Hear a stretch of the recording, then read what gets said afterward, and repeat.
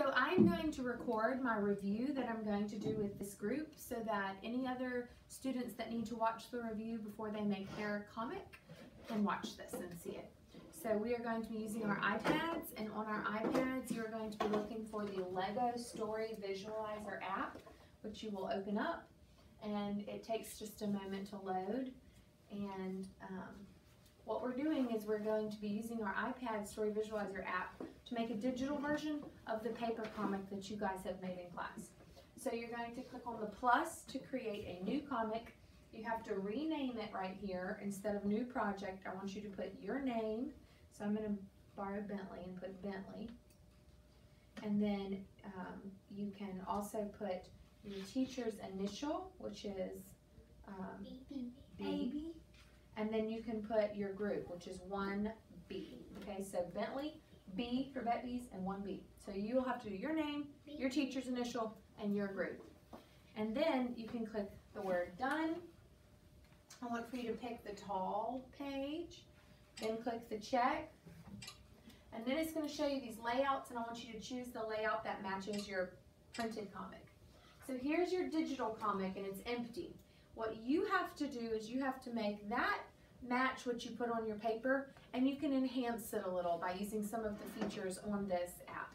So the top box for everyone is going to be the box where you have a background, you have your actual picture since you're the creator of this comic, and then you'll have a box that has your name, your teacher, your group, and the title of your comic. So Bentley, let's do that and show everyone how that's supposed to look. So in order to work, you have to click on whatever box you want to work on, and then here are the background options. You can either simply take a picture of the background that you drew, or you can use a background from the app. If he wanted to use a background from the app, he would touch the mountains and choose a background that matches his story. I'm just going to pretend like this matches, okay, just for the review. So you can zoom in on your background if you wanted to, or move it around. And then we're going to touch the camera option. And we're not going to take all day on this picture because we've got a whole comic to build. So be quick about this. You're going to get your friend or your teacher or to take your picture, or you're going to take a selfie. So smile. All right. I like it. I'm going to click Use Photo. That's a great picture. It will show you your picture, and if it needs to be rotated, you can rotate it, or you can just click check. Pull it into on top of your background.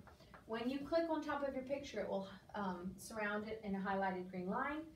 Then you can touch on the eraser, and you can make your eraser large, and you can erase all around your picture so that it's just you that shows and not my classroom.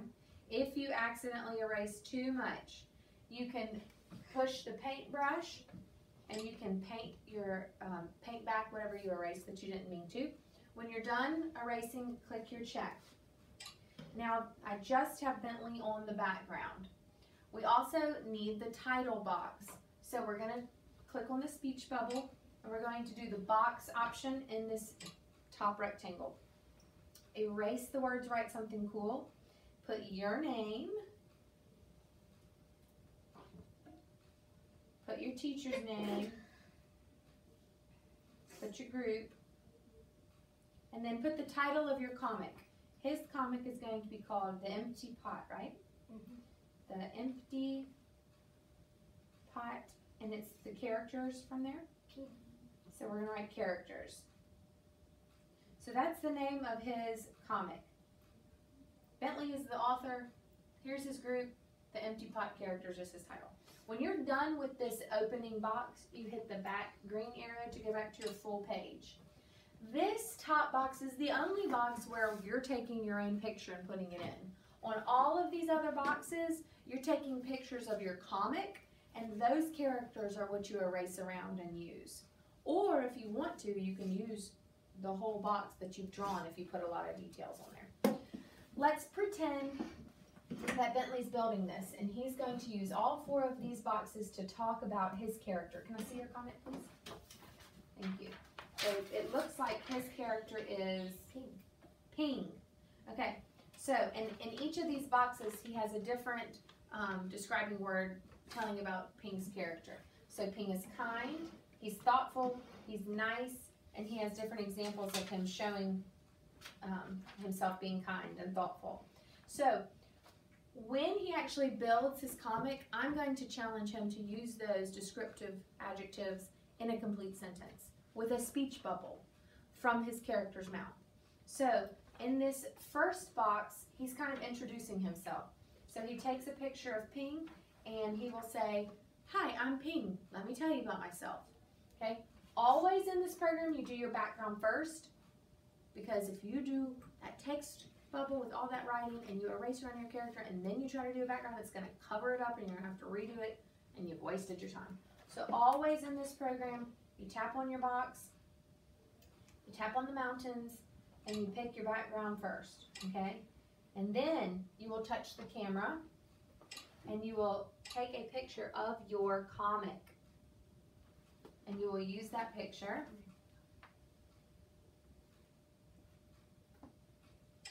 And you'll pull it in. So there's his Ping character, and I'm going to erase around so that I just see Ping.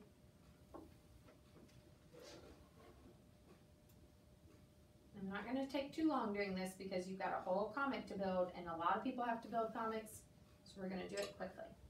So there's your Ping, and this is the speech bubble spot. Now that the character's actually talking out loud, you don't want just a box, you want a speech bubble with the tail that you can then point towards the mouth of the character wherever he is on your, or she is on your box. And you will have them introduce themselves saying, "Hi, I'm Ping. Let me tell you about myself," or something like that. "Let me tell you all about me."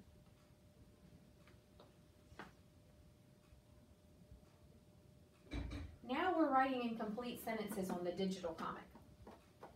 Okay, when you're done, you will have a completed comic where in each box your character is telling a complete sentence about themselves.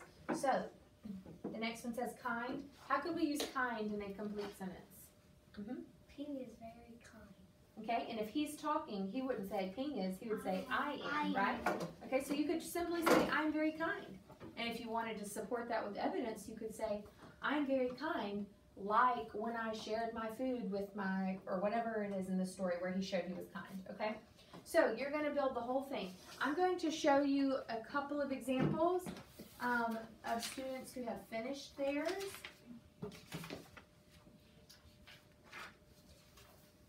So we've got Will's here, and he used the actual comic that he made as his background, and that's totally fine. You can take a picture of your rectangle that you did and you decorated and use that, or you can use a background from the program. And then he used his backgrounds because he put in a lot of great details, and then he just did his speech bubbles, so that's totally fine. Samaya actually decided to use the backgrounds from the program and just erase around her character in these different places while she made her speech bubbles. I don't know if y'all, oh, I'm sorry that happened. I don't know if y'all can see that, but both are perfectly fine and they make really cool comics.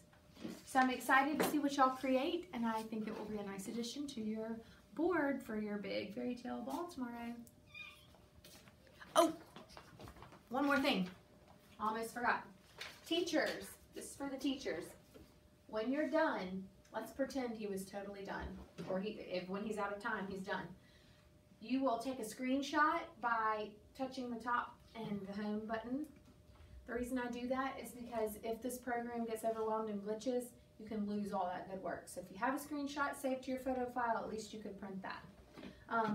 So now that we've got this done and I've taken a screenshot, I'm going to touch this email envelope, and that is how I will then put on the to line your name, my name, Miss Lambert's name, and then that way when it emails out, it can be printed from wherever it needs to get printed. Okay, so once that gets done, you're good.